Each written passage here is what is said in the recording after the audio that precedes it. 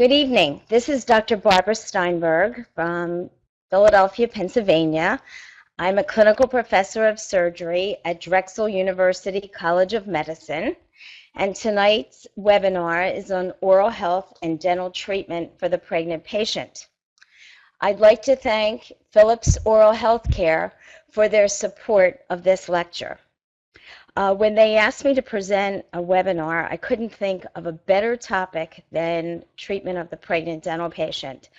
Of all the issues that we're confronted with, there's been so many myths about treatment of pregnant dental patients, and by the end of the evening, I hope to dispel many of these myths and give you science, evidence-based information to help you provide optimal care for these patients.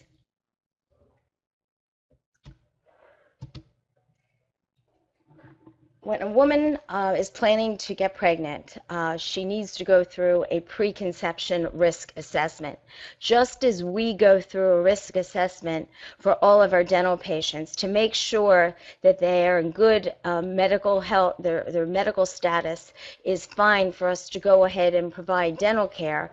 Well, the same thing for a woman that's contemplating pregnancy. We want to make sure that she's in her optimal state of health to have a successful outcome, a healthy baby. So any maternal condition that could adversely affect that pregnancy should be dealt with. Diabetics need to be in optimal control. Sexually transmitted diseases need to be treated. And I'd like to add a third bullet there, and that's any foci of infection should be treated, including oral infection. This is from the medical literature, this list. Also, use of medications that might harm the fetus, such as Accutane. Accutane is a very powerful anti-acne drug, and it's teratogenic, and people have to sign a consent that they will not get pregnant while taking this drug and for a period of time afterwards, because it can cause significant birth defects. Potentially dangerous behavior. We know the ill effects of smoking, drinking alcohol, and drug abuse on the well-being of that fetus and the newborn. So obviously these behaviors should be something that should be, women should be in abstinence when it comes to this. Occupational or environmental health hazards such as ongoing stressful situations, chronic fatigue, and exposure to chemicals or radiation have to be considered when someone is contemplating getting pregnant or during pregnancy. And I will make more comments regarding various issues in the dental operatory when it comes to exposure. Inadequate nutrition is also an issue because many women, before they get pregnant, want to be their all-time thinnest. They lose a lot of weight, and this really is not recommended. Women should be a few pounds too heavy, then a few pounds too thin, so that that baby can be really nourished appropriately with the proper amount of vitamin, iron, and calcium content. So really, it's not the time to starve yourself before you get pregnant. You can lose the weight afterwards. That's not saying you should go into it obese if you can help that, but certainly a few pounds on the upside rather than on the downside. Now, we know the ill effects of smoking on adults, but I want to bring to your attention that maternal smoking can have some very ill effects for the well-being of that developing fetus and that newborn. We know that the risk of spontaneous abortions significantly increase with moms that smoke during pregnancy, and we don't even need to quantify how much she smoked in pregnancy. This is across the board. Smoking cigarettes in pregnancy may contribute to a 24% increased risk of having a spontaneous abortion, which is a miscarriage. Low birth weight is increased by about 82%. Perinatal mortality, which is a stillbirth, is increased by 26%, but where we see the most significant increase of That's with sudden infant death syndrome. That's SIDS. We're always learning new reasons why we think babies die in this first year of life, and they come up with SIDS. Was it the way they position the baby in the bedding, in the crib?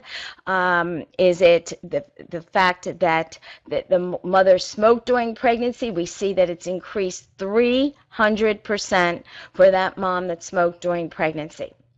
Now, as an aside, in addition to the findings in this study, we now know that babies exposed to secondhand smoke in a household when they're brought home in that first year also have a higher incidence of dying of SIDS. So really the take-home message is, of course, the mom shouldn't smoke while she's pregnant, but also no one should be smoking in a household with that young infant. Now, I said that I would get back to some of the ill effects of various agents and their effect on pregnancy. I'd like to address nitrous oxide. Many of us in our practices are using nitrous oxide, oxygen analgesia for that anxious patient. And we've known since 1980, when the American Dental Association and the National Institute of Occupational Safety and Health did a study of over 30,000 dentists and 30,000 dental assistants. Of course, at that time, 1980, 30,000 dentists were primarily male dentists. We found out that the rate of spontaneous abortions doubled for those exposed. We also saw an increased rate of spontaneous abortions for dentists' wives not exposed directly. So what this is telling us, it's not only affecting the woman that is, pregnant, but also, or trying to get pregnant, it also affects sperm morphology. So it has a direct influence for that male practitioner in that dental environment where there's exposure to nitrous. In 1989, my friend, Dr. Jerry Kugel at Tufts, conducted a study where he exposed 12 female rats to levels of nitrous that would be very compatible to what we're using in our dental laboratories. He found out that fertility was decreased in these female rats that were exposed to this level of nitrous. So in 1989, we had the first inkling with rats, and I know you can't compare the reproductive system for rats as to humans, but I remember when that study came out, and I was lecturing on this subject at the ADA meeting in Hawaii in 1989, and I remember saying to my audience, you wait and see, in years to come, we're going to find out that there's similar influences and detrimental effect in humans. Well, lo and behold, it came true. In 1992, Dr. Andrew Rowland published in one of the most prestigious medical journals in the world, the New England Journal of Medicine, a study where he polled thousands and thousands of dental assistants, female, that were exposed to high levels of nitrous. And he was looking at their fertility and seeing if there was such an association. And in order to really be in this study, that's why there were only 459 dental assistants, you had to eventually have gotten pregnant in a period of time. And what he found was that there was definitely impaired fertility with exposure to high levels of unscavenged nitrous. And how long were these people exposed to it? 5 or more hours a week. So this was considered to be high level, 5 or more hours a week. Now remember, this is unscavenged. Scavenging system is like an exhaust system. It takes the gas out of the ambient air and out of where we're breathing it in the dental laboratory and in an area where nobody's going to be breathing it. The good news with this study is that fertility was unaffected with a scavenging system in place, because scavenging decreases the levels of exposure by 90% or more. So really, once again, the take-home message is no one should be sitting in an operatory and forget reproductive system, we're talking about overall well-being as well for all organ systems. But today I'm speaking about the influences on the reproductive system. We know that you should not be sitting in an operatory breathing in this nitrous and not having a scavenging system in place. And more importantly, you need to have a well-functioning scavenging system. So you need to constantly have it checked. You can use a biomedical engineering company to come in to make sure you don't have any leaks in the tubing where you're sitting there with a false sense of security thinking that you have a scavenging system so everything's okay. It must be checked and look for leaks. We don't know the exact physiologic mechanism as to why this impaired fertility takes place. There's a lot of theories out there, but suffice it to say, it seems to have an effect on humans. So now we have a question. We're going to poll you to see your response. And the first question is, the most common oral manifestation encountered in pregnancy is a pregnancy granuloma. Is that true or false?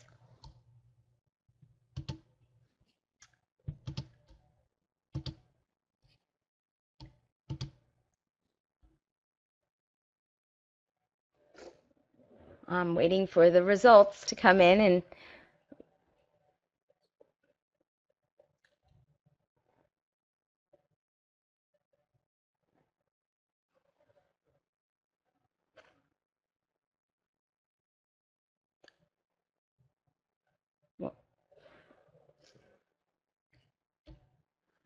well, I can see so far from the numbers that the majority of you have it right. The answer is false. It is an oral manifestation that is encountered in pregnancy, which we will talk about, but it is not the most common one. So now we'll go ahead and we'll address some of these issues.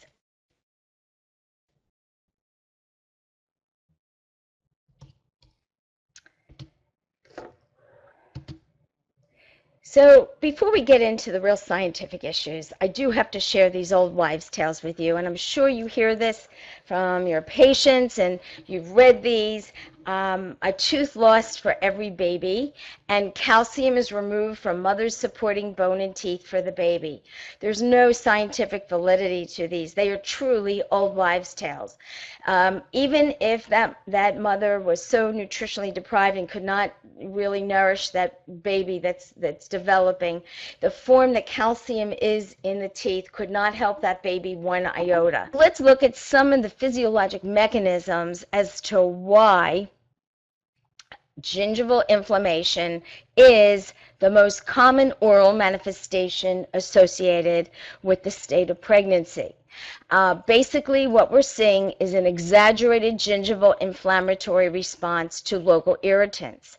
It's really a cofactor. It's this exaggerated gingival inflammatory response coupled with the hormonal surges that are happening in pregnancy. What mechanism is responsible for this? Well, we have a choice of maybe 8 or 9 mechanisms to choose from. It's hard to say in any given case, but I'll share what's been reported in the literature. The oldest one that's been around since the 1800s is the theory that in pregnancy we see an alteration in the microvasculature caused by high levels of progesterone. And with these high levels of progesterone, we see an increase in permeability. Sex hormones can stimulate bacterial growth. We see an increase in Bacteroides species because these bacteria can substitute sex hormones for the growth factor, which is vitamin K, and show enhanced growth under conditions of increased hormones. I'm well aware the new terminology for Bacteroides is Prevotella. I kept this slide to reflect the Bacteroides since the initial studies were carried out when it was referred to as Bacteroides.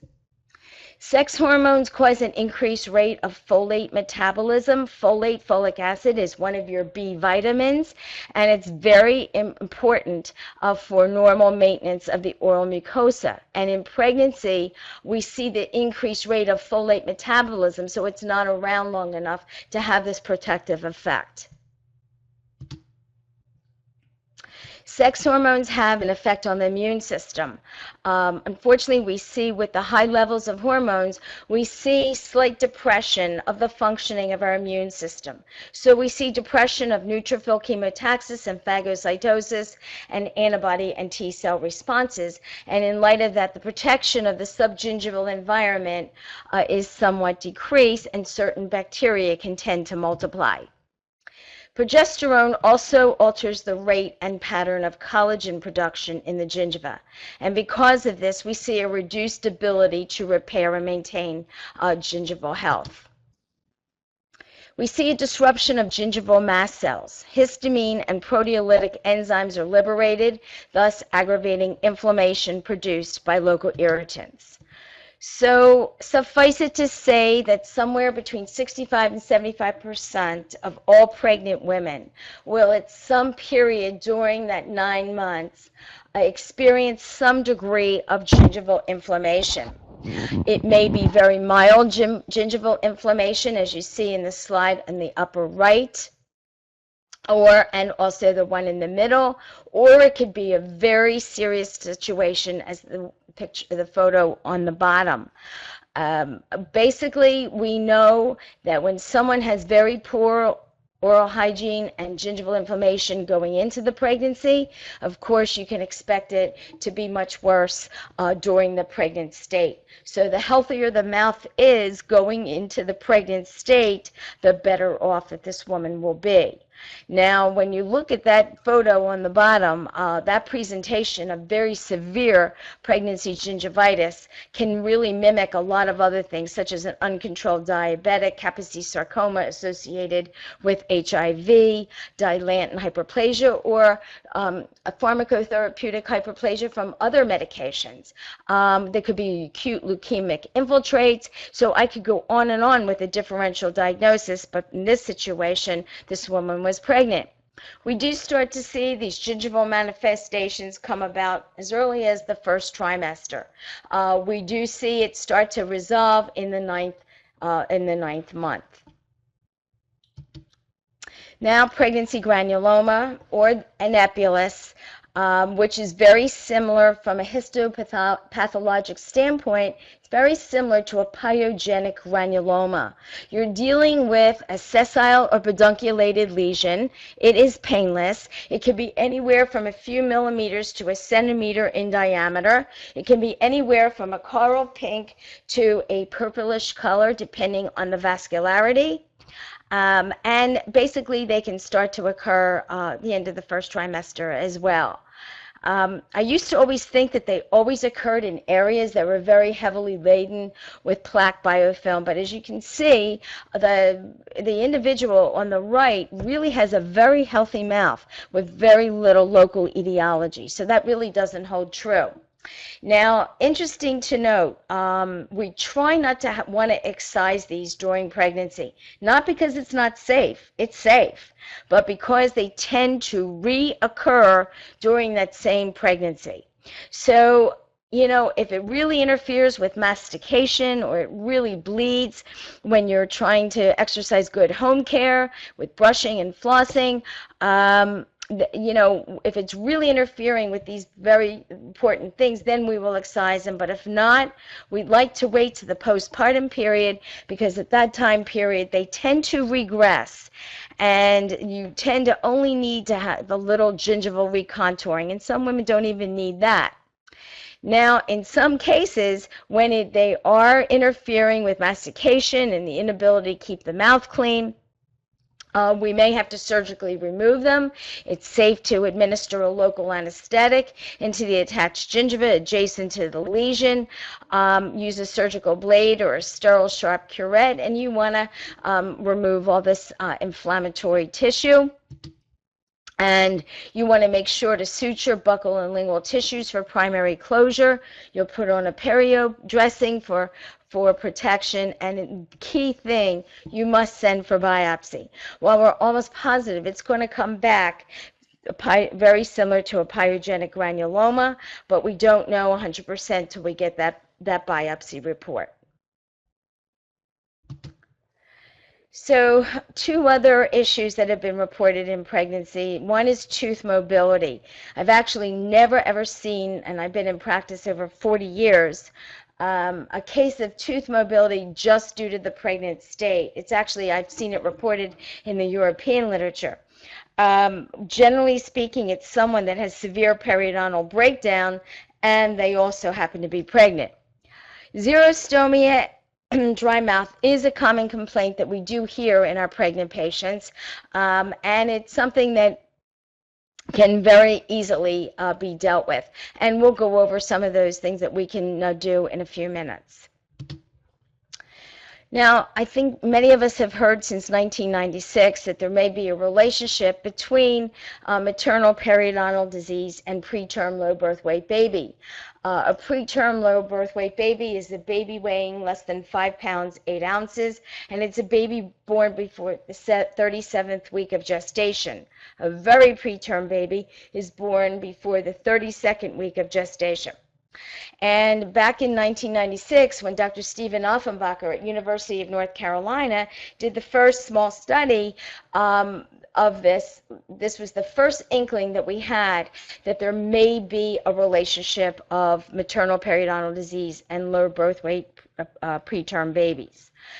So let me summarize some of the findings since that time. There's been several large prospective observational studies found a strong association between maternal periodontal infection and preterm birth. In a meta-analysis of observational studies published in 2007, periodontal disease was associated with a 2.8-fold increase in risk of preterm birth weight babies. And then treatment of maternal periodontal disease, we were hoping that when you got these mothers' mouths all cleaned up in a more optimal state of health, we were hoping that with this intervention that it would be very positive in reducing the numbers of preterm births. Well, unfortunately, it didn't really fold it that way. We found that treatment of maternal periodontal disease failed to reduce preterm birth in randomized controlled trials. But despite this, it's important to consider that treatment of maternal periodontal disease during pregnancy has also not been associated with increased risk of any adverse maternal or fetal outcomes. So that we really found out that it was safe to treat that mother while she's pregnant. And there were no adverse outcomes to her or to the developing fetus or the newborn child. So periodontal care should be provided during pregnancy. There's no reason to delay indicated treatment. Now, for many, many years, our healthcare professionals taking care of these patients, pregnant patients, and dental professionals have all been thinking different things as far as the safety in treating pregnant patients. You'd call one physician and he or she would tell you one thing. You call someone else, they'll tell you something else. And nobody sort of had a consensus as to really how you should treat and what was really safe based on good clinical, scientific evidence base, what was really the way we should treat pregnant patients until this national consensus statement was released in 2012, came out in 2013, Oral Health Care During Pregnancy, Expert Work Group, Oral Health Care During Pregnancy, a national consensus statement, a summary of an expert work group meeting. This national consensus statement was in collaboration with the American College of Obstetricians and Gynecologists, as well as the American Dental Association. The website where you can download this entire document is www.mchoralhealth.org.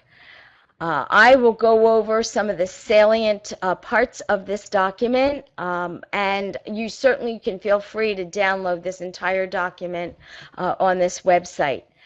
What's interesting about this document, that part of it is for medical professionals, and part of it is for dental professionals. So tonight I'll share with you the salient features of what we need to do as members of the dental team. I took the verbiage directly from the consensus statement. So this is not my ideas. It's strictly from the guidelines. We need to advise pregnant women about oral health care. We need to reassure women that oral health care, including use of radiographs, pain medication, and local anesthesia, is safe throughout pregnancy. We need to encourage women to continue to seek oral health care, practice good oral hygiene, eat healthy foods, and attend prenatal classes during pregnancy. I have to tell you that the last 10 prenatal classes, prior to this document, I didn't think it was the scope of my practice to encourage them to do this, but apparently the government guidelines did not agree, and they want us to have women attend these classes. Good oral hygiene tips. These are certainly what we recommend for all our patients. Brush your teeth with fluoridated toothpaste twice a day. Replace your toothbrush every 3 or 4 months, or more often if the bristles are frayed. Do not share your toothbrush. Clean between the teeth daily with floss or an interdental cleaner. Now this is new. I never did this for every pregnant patient. They want us to do this for every pregnant patient. They want us to tell them to rinse their mouths every night with an over-the-counter fluoridated alcohol-free mouth rinse. They feel that that's very important for every pregnant patient. Also, this is new. After eating, they want a pregnant patient to chew xylitol-containing gum or use other xylitol-containing products, such as mints, which can help reduce bacteria that can cause tooth decay.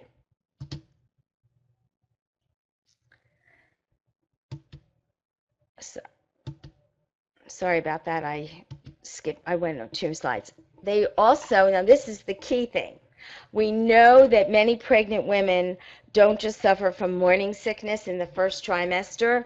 We know that this morning sickness can extend into afternoon and evening. We also know that this morning sickness can go well beyond the first trimester. So in essence, for a lot of pregnant women, vomiting is a big issue. Not only when they have really serious issues with vomiting, they may have to be admitted to the hospital and fed intravenously, and that baby will have to be nourished intravenously. But from our perspective, we need to instruct these women that when they vomit, they need to rinse their mouth out immediately with water. If available, they should add a teaspoon of baking soda in a cup of water to stop the acid from attacking the teeth. But I really encourage you, I know that the statement says rinse your mouth with a teaspoon of baking soda in a cup of water. Sometimes women vomit, they don't have baking soda with them to put in the water. In my opinion, the water is more important than the baking soda, so please instruct your patients that if they don't have the baking soda, to rinse their mouths with water anyway. This is a good point, this slide that they're addressing in these guidelines. You know, all too often people ask me in my lectures, well, how do we know when to consult a medical professional about taking care of a pregnant patient when we need to provide dental care? And this addresses it, I think, very adequately. They say to consult with a prenatal care health professional as necessary. That's the key words, as necessary. For example, when considering the following: if the patient has a comorbid condition that may affect management of their oral problem, such as they're pregnant, but they're also a diabetic, they have hypertension, pulmonary or cardiac disease, or a bleeding disorder. These are the issues, other comorbid conditions, when it would be incumbent upon us to consult with a healthcare medical professional. In addition, they want us to consult with a healthcare professional when we are going to use intravenous sedation or general anesthesia. Now that's going to be very rare. It's only going to be in a real emergency. Someone's had trauma, someone has a significant infection. Generally speaking, this is going to fall in the hands of an oral and maxillofacial surgeon, although I know I'm lecturing to all over the world. In some areas of the world, it may be a general practitioner or another specialist that is dealing with this situation. So anytime you need to provide a dental care and you're going to need intravenous sedation or general anesthesia, you must consult with the healthcare professional before doing so. In addition, you're also going to consult with a medical professional before using nitrous. Sometimes if you can't get adequate profound local anesthesia, you may need to have an adjunctive analgesic such as nitrous, and you're going to need to consult with the medical professional. So providing oral disease management and treatment to pregnant women. You're going to provide emergency or acute care at any time during the pregnancy as indicated by the oral condition. You're going to develop, discuss with women and provide a comprehensive care plan that includes prevention, treatment, and maintenance throughout the entire pregnancy. They also want us to discuss benefits and risks of treatment and alternatives to treatments. I think that's just a leeway. For example, like certain procedures, for example, like implant placement. I think you need to discuss the risks and benefits of doing that during pregnancy. I can tell you from a personal standpoint, I wouldn't want an implant placed during pregnancy. I'd want to wait till the postpartum period. I don't think that's such an emergency that I would need to have that particular procedure done. Why would I, want to risk any bleeding problems, infection, etc.? So I think they put this clause in this consensus statement to make you aware that there may be certain procedures where you may want to put off because you may, just in case certain risks are encountered. So that's why I believe that statement was placed. They want us to use standard practice when placing restorative materials such as amalgam and composites. This was put in there to let you know that it is safe to use amalgam and composites in pregnancy. Some places in the world you can't use certain restorative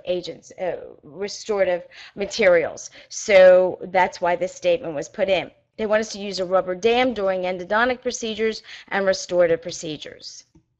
Now, I want to make you aware, and this is clearly delineated in this consensus statement, you have to make sure in the third trimester that you position your pregnant patient appropriately. You do not want to put someone in the third trimester in a completely supine position in your chair. You want to keep her head at a higher level than her feet, because what can happen if you have her totally supine is that she can render unconscious. It's called supine hypotensive syndrome. What's happening is the gravid uterus is pressing on the inferior vena cava. When you have pressure on the inferior vena cava, you're going to have decreased venous return to the heart, and you're going to have decreased cardiac output. The next thing you know is she's out cold. She's fainted. So this should not happen. You should keep the chair in a semi-reclining position, allow frequent position changes. You may want to put a small pillow under her right hip or have the woman turn slightly to the left as needed to avoid this from happening. If by some chance you're ever having to deal with this emergency in your office, it's very easy to take care of. All you do is tip her on her left side, give her some tender loving care, a cold compress, tell her she's going to be fine, and most importantly, that baby is okay. But this should not happen. You also need to follow up with pregnant women to determine whether preventive and restorative treatment has been effective. Now, when we get to drug administration, we have to say the potential benefit to the patient must outweigh the potential harm to the fetus. Every time we prescribe a drug, whether it's a prescription drug or an over-the-counter. Now, I can tell you this is an old system that we used to use, and it's still in place in some parts of the world. It's a categorization of the safety of drugs in pregnancy, and they used to have it on on a letter system. That the higher up, like A, would be a very safe drug. As you go down the list, down to X, they're not. You can't use them in pregnancy. This is very difficult to understand, and I am thrilled to tell you that in this guideline that we're going over, the consensus statement, that we now have a one-page document. I made it into 3 slides, but it's one page to tell you the safety of drugs in pregnancy. So before I get into that, let me poll you and see what you think about this. Most of our antibiotics of choice to treat oral infections are safe to prescribe to a pregnant patient. Is this true or false?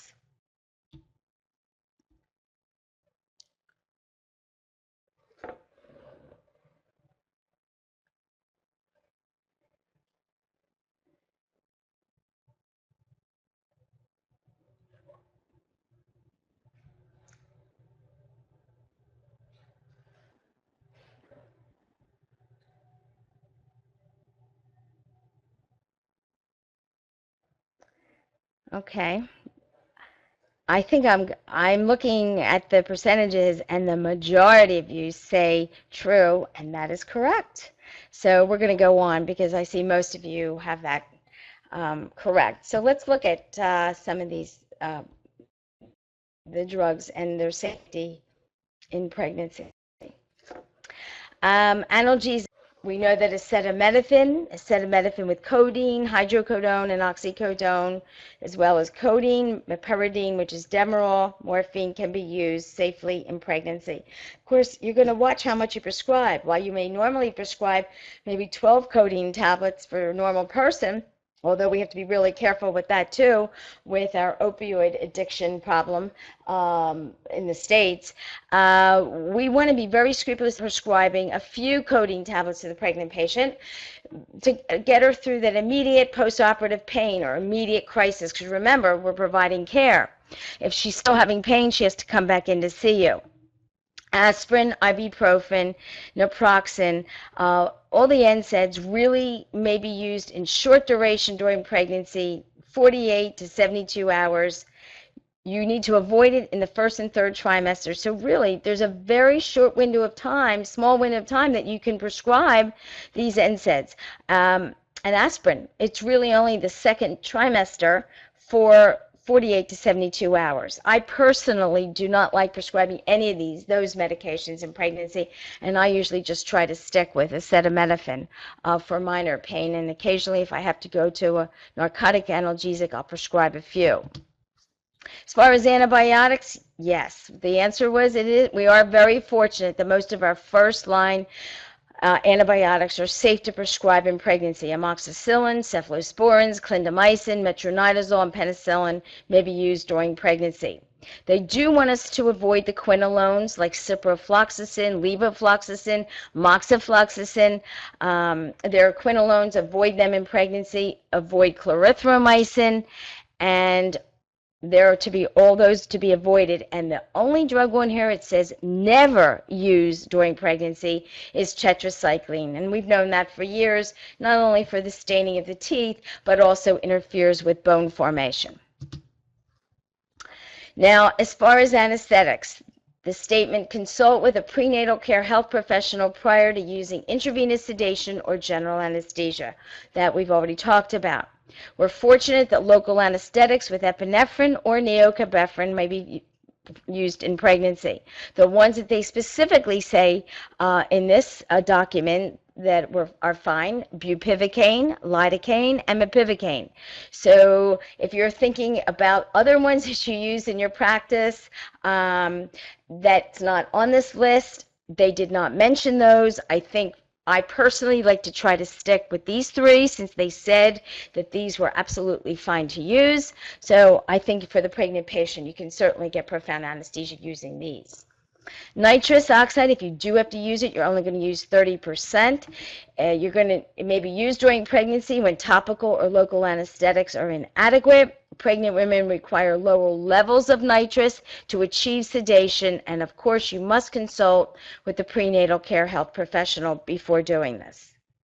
As far as over-the-counter antimicrobials, the key thing is you're going to have your patients use alcohol-free products during pregnancy. The reason for this is we know that you're drinking alcohol, for example. It's why any place, bars you go into, they always have signs if you're pregnant to refrain from drinking alcohol during pregnancy, because we know it has ill effects on the development of that fetus.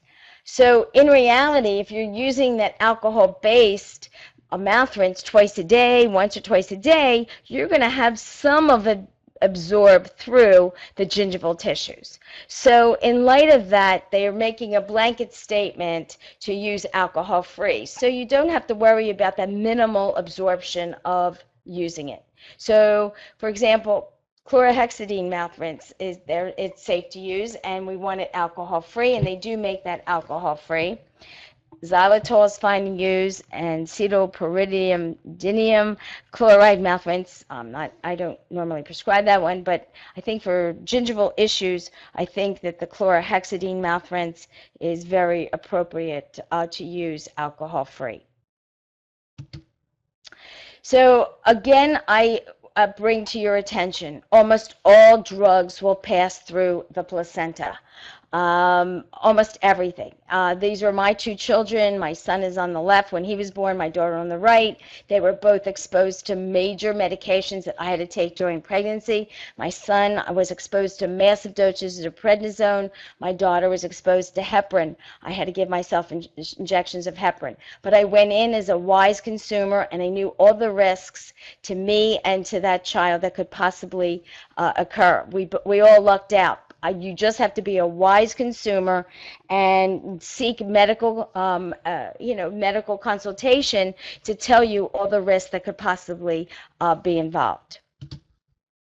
So in summary, oral health care, including use of radiographs, pain medication, and local anesthesia, is safe throughout pregnancy.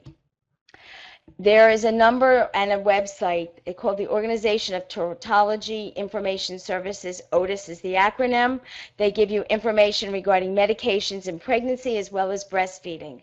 I actually got a live person one time when I called on this number. It's 866-626-6847, and the website is www.otispregnancy.org.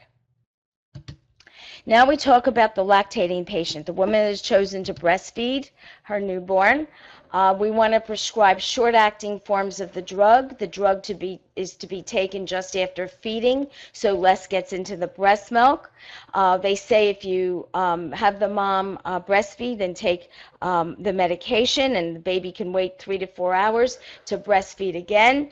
That only maybe 1 to 2% of the concentration of the drug will pass into the breast milk. You need to observe the infant for symptoms of fussiness, a change in feeding or sleeping patterns, and a rash. Mom might not get a side effect or allergic manifestation, but that baby might. And consult with the physician or other healthcare practitioner if there's an issue. So next polling question.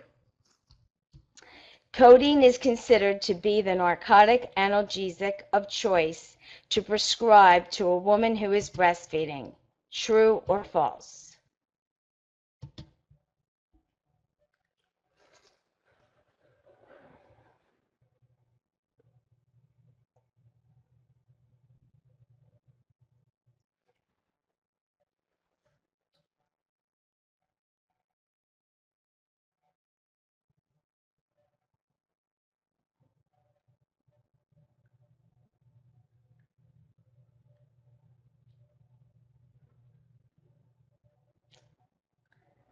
Well, let's see.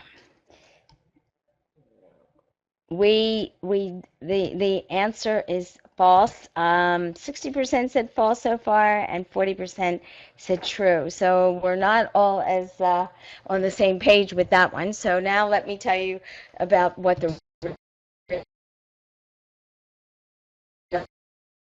answers. We'll talk about that. This is a benchmark article that was in the Journal of Pediatrics about the transfer of drugs and therapeutics into human breast milk, an update on selected topics by Harry Sherrill Sachs. MD, and it was published online in Pediatrics August 26, 2013. This is now really considered a benchmark article, and they address a lot of different medications and their safety in lactation, but the ones that we're going to key on tonight are the narcotic analgesics. We've known for quite a while the benefit in milk.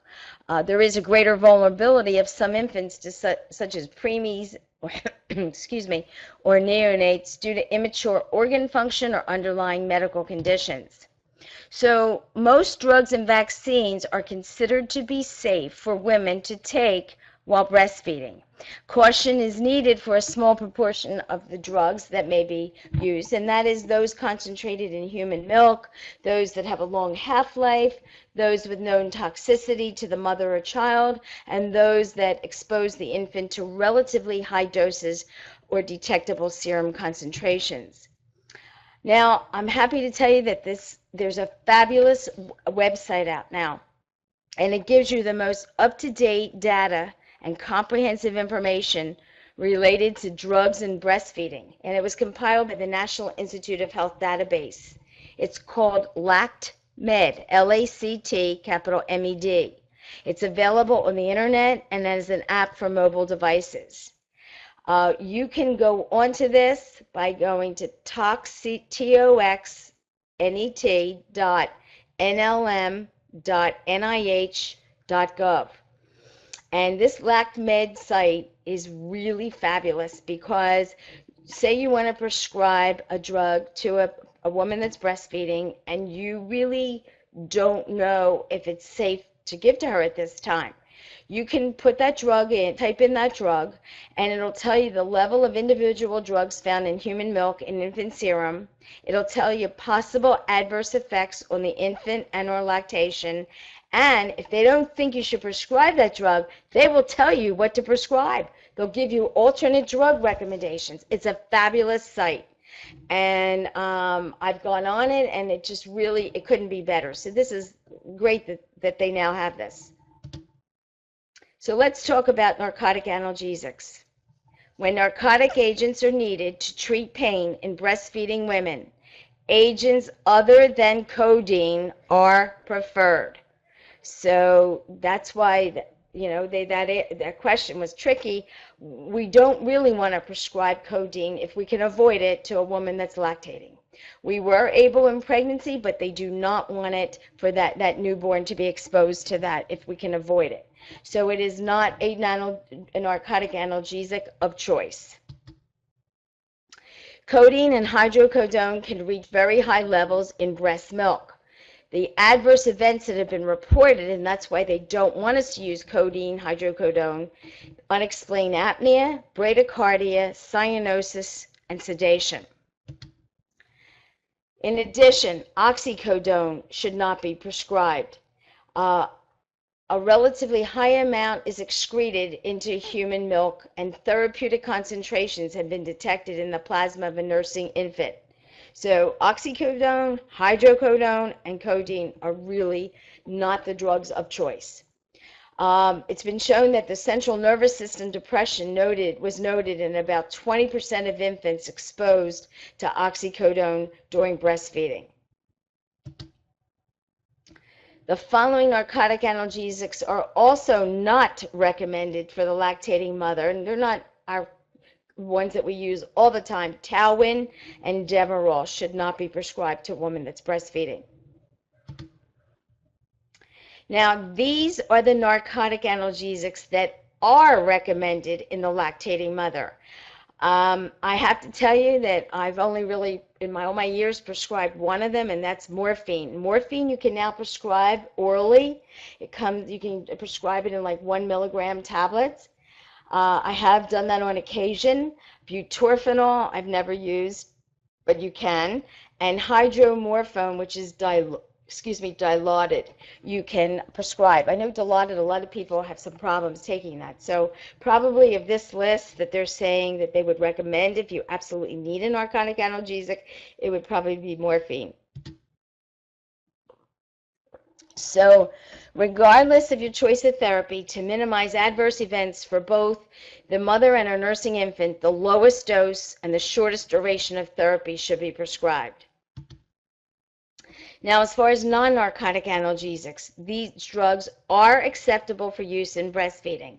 And the top two are my favorite, ibuprofen and acetaminophen. So if you don't need a narcotic analgesic, these are the drugs you probably should go to. Celebrex is okay, NSAID, short-term naproxen, and low-dose aspirin if you need to. But I think ibuprofen and acetaminophen are my drugs of choice out of this list. Now, as far as one non-narcotic analgesics that are discouraged in breastfeeding, etidolac, phenoprofen, meloxicam, oxyprozin, piroxicam, sulindac, and tolmetin. These are not as common as the other ones, but yet you may be prescribing them, and these are discouraged. That's the exact terminology that's used in this benchmark paper, discouraged. Now, some of us, especially those treating TMD, facial pain, may be prescribing antidepressants, anxiolytics for our anxious patients, and antipsychotics not so much. But some of these agents appear in breast milk at clinically significant levels. Wellbutrin, Valium, Prozac, Celexa, Escalith, Lamictal, and Effexor.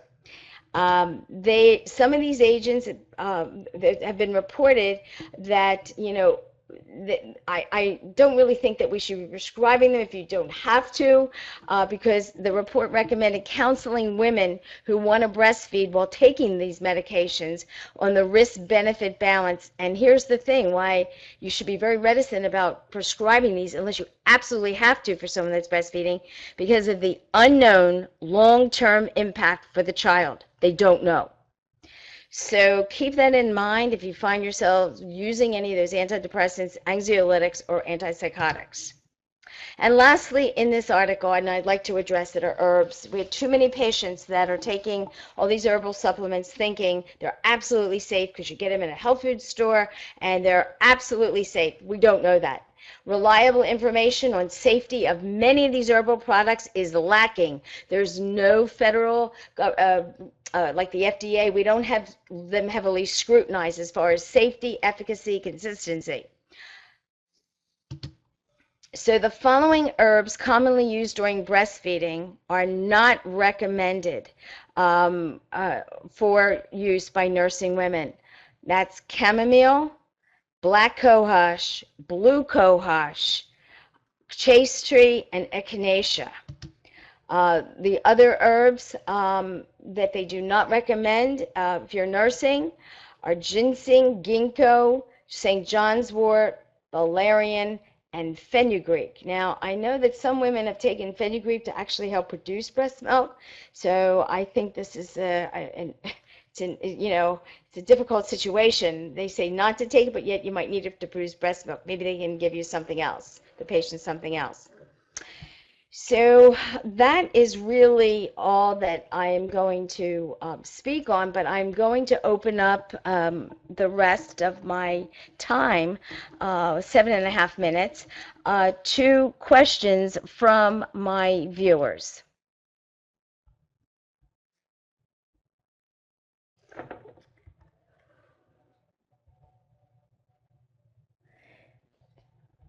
Someone wrote in, I always consult the patient's OBGYN, or if they are not going to regular, or if they're not going to regular controls. No, I'm sorry about that. Let me just hold it. I can't, that one didn't come out clearly. I don't know.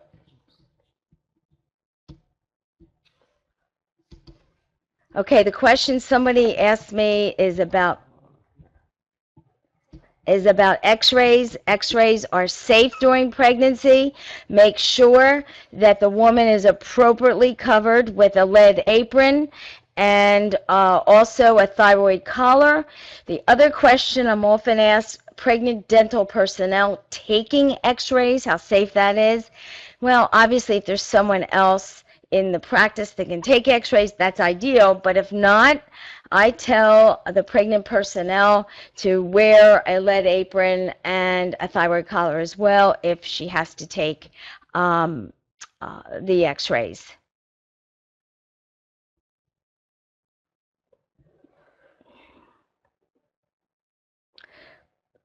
Please share the website of these drugs again. Okay, let me go back into my presentation. You wanted the website for the for these drugs, so let me get that for you, so you can copy it. Okay, wait. This is one website. That's for LactMed. That's for the one to find out whether it's safe, and you can copy this.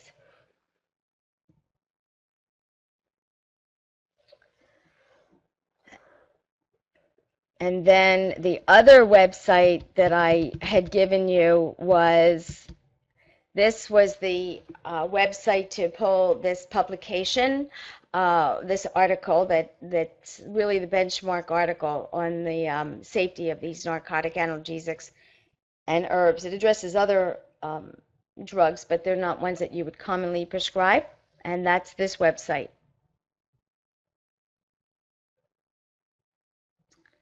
Okay, so now let me go on to some more questions.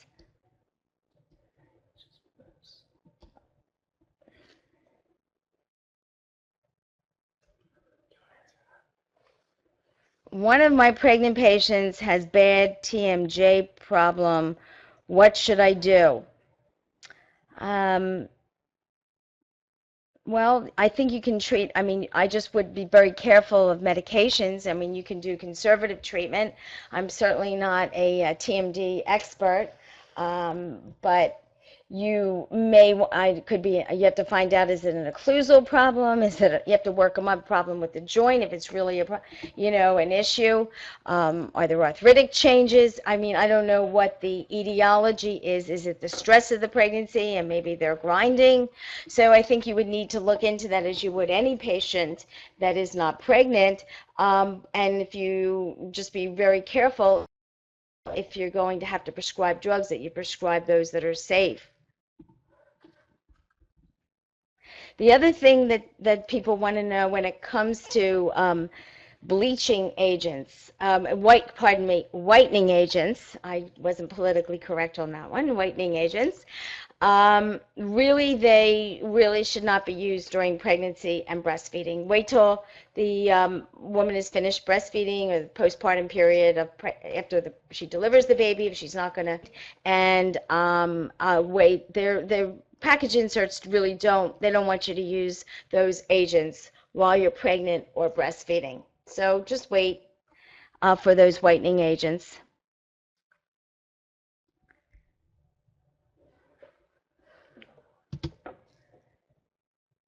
Is green tea safe to be used by lactating women? Green tea, I've never heard that it wouldn't be safe to drink green tea.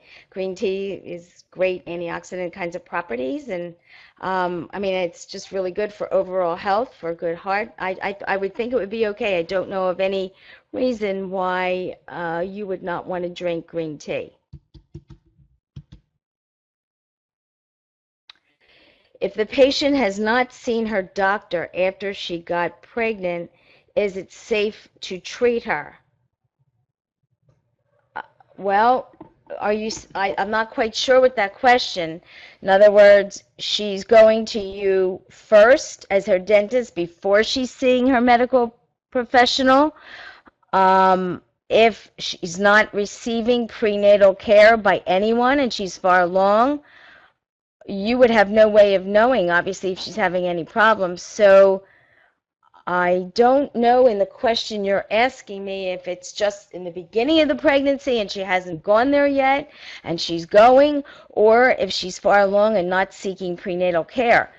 Obviously, if she's far along and not receiving prenatal care, your first thing you have to do is you need to recommend that she seek prenatal care. I probably would want to do that before I treat her to make sure she's okay to be treated. I think that would be a way I would approach that and encourage her that she needs to go to a medical professional for this. So unless it's, and if it's a real emergency, then it depends what the emergency would be. I probably would consult a healthcare practitioner whether it's safe to treat her.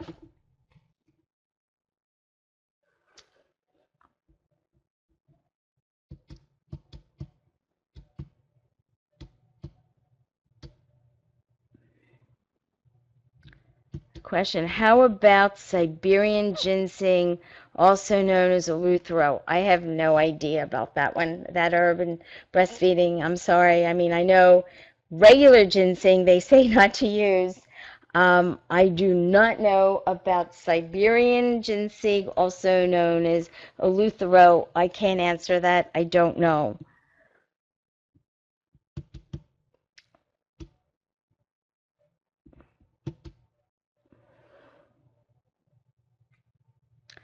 If a patient has decay into the dentin but not in danger of approaching pulp, do you recommend doing these restorations during pregnancy or holding off until? I absolutely recommend that you treat her. That you really remember, it's safe to treat them, and she has significant decay. Even though it's not into the pulp, you need to treat. Thank you very much, and I hope this was a beneficial webinar for everyone. Thank you.